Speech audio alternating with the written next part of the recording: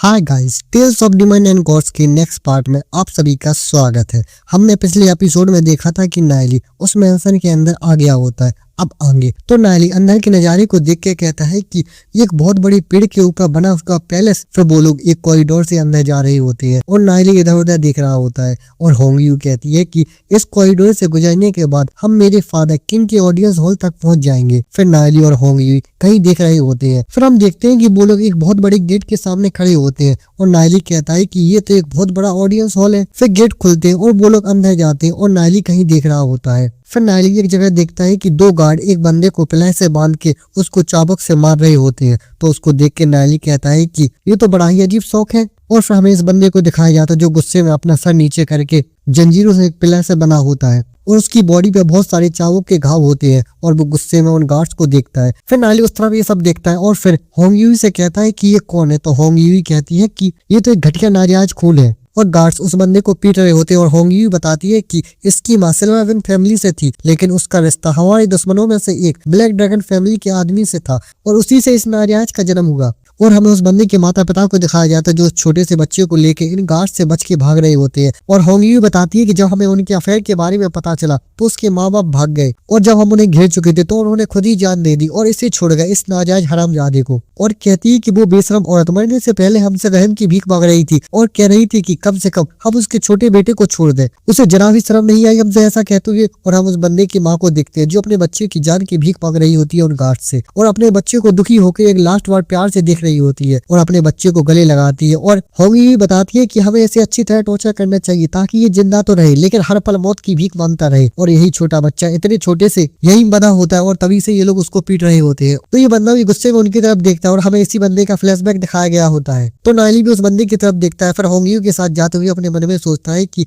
Families के बीच की दुश्मनी में सही या गलत का कोई मतलब नहीं होता है, लेकिन इसे इस तरह टॉर्चर करना ये तो बहुत ही इनह्यूमन है। और मन में सोचता है कि इसके पंखों में जो काला रंग है उसका मतलब है कि इसके अंदर ब्लैक ड्रैगन ब्लड ज्यादा ताकतवर है सिल्वर विंग ब्लड से। और उस बंदे की बॉडी को इमेजिन करके सोचता है कि और इसकी बॉडी भी बहुत स्ट्रॉन्ग है। इतना टॉर्चर सहने के बाद भी इसे सिर्फ हल्की सी ही ब्लीडिंग हो रही है और इसके घाव भी नहीं सड़ रहे हैं। और होंग यू के साथ आगे जाते हुए सोचता है कि अगर ये दोनों परिवार शादी के जरिए जुड़ जाते तो शायद इन्हें इस जगह में कैद होकर नहीं रहना पड़ता। फिर नायली अंदर आ जाता है और इधर उधर देख के फिर अपने सामने देखता है और भाई सामने हमें दो सुंदरियों को दिखाया जाता है। और फिर हमें होंग यू के फादर किंग को दिखाया जाता है। ये मोटा बुढ़ा ही किंग होता है और इसके चारों तरफ इसकी सर्वेंट्स होती है जो इसकी मालिश कर रही होती है और ये सो रहा होता है। और हमें इसके बारे में बताया जाता है ये सिल्वर विंग फैमिली का हेड होता है और इसका नाम सिकोंग ई होता है और ये धीरे धीरे आंखें खोलता है। फिर नायली उसको देख के सोचता है कि एक लेजेंडरी रैंक का एक्सपर्ट और सोचता है कि लेकिन इसका ऑरा बहुत कमजोर लग रहा है। ऐसा लगता है कि इसके पास ज्यादा समय नहीं बचा और किसी चीज के सहारे अपनी जिंदगी को बस खींच रहा है। तो सिल्वर विंग फैमिली का हेड अपनी आंखें खोलता है और कहता है कि होंग यू और नायली की तरफ उंगली करके कहता है कि ये कौन है। तो होंग यू अपने फादर को ग्रीट करते हुए कहती है कि मैं होंग यू किंग को रिपोर्ट करती हूँ और कहती है कि इसका नाम ली जुओ है और ये व्हाइट रेडियंस फैमिली का डिसेंडेंट है और ये गलती से यहाँ पहुंच गया। तो ये सुन के फैमिली हेड गुस्से में शक की नजर से नायली को देख के कहती है कि व्हाइट रेडियंस फैमिली और हंसने लगता है ही। और शक की नजर से नायली की तरफ देख के सोचता है कि व्हाइट रेडियंस फैमिली वो तो डीमन बीस्ट के अटैक में बहुत पहले ही खत्म हो चुकी थी, फिर उनका डिसेंडेंट कैसे हो सकता है। और नायली से कहता है कि आखिर तुम कौन हो, कहीं तुम्हें दूसरी फैमिली ने जासूस बनाकर तो नहीं भेजा। तो होंग यू भी हैरान होकर नायली की तरफ देखती है। तो नायली कहता है कि योर मैजेस्टी मैं सच में व्हाइट रेडियंस फैमिली की ही ब्लड लाइन से हूँ। मेरी ओरिजिनल फैमिली तो खत्म हो चुकी है लेकिन उसकी कुछ ब्रांचेस अभी भी जिंदा है। तो फैमिली हेड गुस्से में नायली की तरफ देखती है और कहते हैं कि क्या बकवास है और गार्ड से कहते हैं कि इसे बाहर ले जाओ और फांसी दे दो। फिर नायली उस गार्ड की तरफ देखता है जो उसकी तरफ आ रहा होता है। फिर नायली कहता है कि योर मैजेस्टी मेरी बात सुने वरना मुझे मौत की सजा देना, ये सजा मैं नहीं मानता। तो फैमिली हेड गुस्से में नायली की तरफ देख के कहते हैं कि लड़के तुम्हारे अंदर हिम्मत तो है और कहते हैं कि तुम मुझे सच सच बताओ सब कुछ वरना मुझसे रहम की उम्मीद मत करना। फिर नायली अपने शैडो डेविल में ट्रांसफॉर्म होकर उसकी पावर को दिखा के कहता है कि सबसे पहले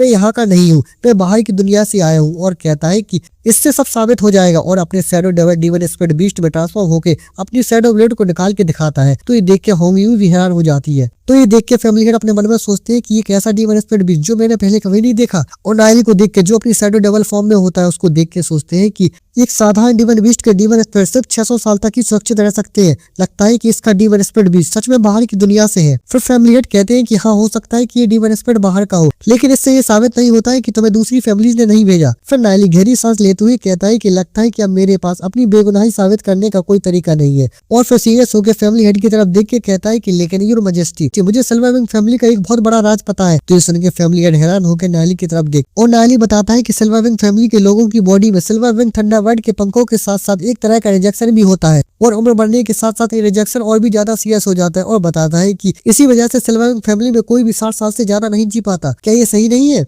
तो ये सुन के फैमिली और शौक हो जाते हैं और गुस्से में शौक होकर कहते हैं कि आखिर तुम कौन हो, तुम्हें पता भी है तुम क्या कह रहे हो? तो नायली कहता है कि मैंने पहले ही कहा था कि मैं व्हाइट रेडियंस फैमिली का डिसेंडेंट हूँ। ये बात मैंने अपने पूर्वजों से सुनी थी और कहता है कि मुझे पता था कि जैसे ही मैं ये बात कहूंगा तो मुझे यहाँ से जाने नहीं दिया जाएगा। और फैमिली हेड गुस्से में नायली को ही देख रहे होते हैं जैसे कि अभी उसको निपटा दे। तो नायली बता रहा होता है कि लेकिन अगर मैं कहूँ कि मेरे पास इसका इलाज है तो बताइए फैमिली हेड आप इसके बारे में क्या सोचते हैं? तो फैमिली हेड अभी भी गुस्से में और शक की नजर से नायली को देखते हैं और कहते हैं कि इलाज क्या मजाक है और गुस्से में कहते हैं कि सर्वाइविंग फैमिली की इस बीमारी का इलाज कोई नहीं कर सकता। तो फिर नायली कहता है कि ये सच नहीं है, हम व्हाइट रेडियंस फैमिली वाले इतने सालों से इसका इलाज ढूंढ रहे थे और आखिरकार हमें वो मिल भी गया था। और कहता है कि लेकिन उससे पहले ही डीमन बीस्ट के अटैक के साथ डार्क टाइम आ गया और हम सर्वाइविंग फैमिली को ये बात नहीं बता पाए और फिर व्हाइट रेडियंस फैमिली पूरी तरह से खत्म हो गई। और कहता है कि लेकिन वो इलाज पीढ़ी दर पीढ़ी पास किया गया ताकि अगर कभी हमारे डिसेंडेंट फिर से मिले और कहता है कि तो हम अपने पूर्वजों की इच्छा पूरी कर सके। तो फैमिली हेड अभी भी गुस्से में नायली की तरफ देख के कहते हैं कि अगर ऐसा है तो मुझे अभी वो इलाज क्यों नहीं दे देते? तो नायली फैमिली हेड को ग्रीट करते हुए कहता है कि शुरू में जब मैं यहाँ आया था तो मुझे आपके लिए बहुत रिस्पेक्ट थी फैमिली हेड और मैं सच में आपको वो इलाज देना चाहता था। और सीरियस होकर फैमिली हेड की तरफ देख के कहता है कि लेकिन आपने मेरे साथ जैसा व्यवहार किया